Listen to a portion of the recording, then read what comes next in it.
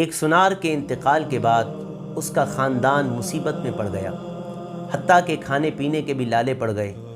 ایک دن سنار کی بیوی نے ایک نیلم کا ہار اپنے بیٹے کو دے کر کہا، بیٹا اس ہار کو اپنے چچا کی دکان پر لے جاؤ اور اس سے کہنا کہ اس ہار کو بیچ کر ہمیں کچھ پیسے دے دیں۔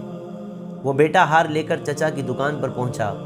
چچا نے اس ہار کو پرکھ کر اس لڑکے سے کہا کہ بیٹا اس ہار کو اپنی ماں کے پاس لے جاؤ اور اس سے کہنا کہ ابھی مارکیٹ میں قیمت کچھ کم لگے گی، بہتر یہ ہے کہ کچھ رک کر اس کو فروخت کرنا، اچھے دام ملیں گے۔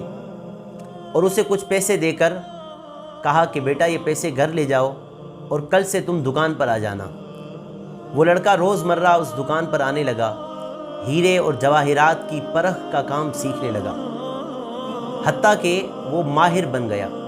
دور دور سے لوگ اس کے پاس اپنے ہیرے اور جواہرات کی پرکھ کروانے کے لیے آتے۔ ایک دن اس کے چچا نے اس سے کہا، بیٹا وہ ہار اپنی ماں سے لے کر آؤ۔ جب وہ ہار لینے کے لیے گیا تو اس نے ہار کو وہیں پرکھنا شروع کر دیا، تو اس نے دیکھا کہ وہ ہار جعلی تھا۔ ہار کو چھوڑ کر وہ دکان آ گیا۔ چچا نے پوچھا، بیٹا ہار نہیں لائے؟ تو اس نے کہا، چچا وہ تو نکلی اور جعلی ہار تھا۔ تب چچا نے اسے یہ بات بتائی کہ بیٹا میں اگر تمہیں اسی دن یہ بتا دیتا کہ یہ ہار جعلی اور نکلی ہے تو تم کہتے کہ جب ہم پر برا وقت آیا تو ہمارا چچا بھی ہماری چیز کو جعلی اور نکلی کہنے لگا۔ سچ یہ ہے کہ بغیر علم کے دنیا میں جو بھی چیز ہم جانتے ہیں، سمجھتے ہیں اور سوچتے ہیں وہ سب غلط ہوتا ہے، کیونکہ ہمیں کسی بات کا علم نہیں ہوتا اور ہم غلط فیصلے کر بیٹھتے ہیں۔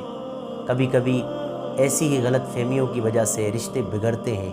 وہ کیا کسی نے کہا تھا، ذرا سی رنجش پر نہ چھوڑ کسی بھی اپنے کا دامن، زندگی گزر جاتی ہے اپنوں کو اپنا بنانے میں۔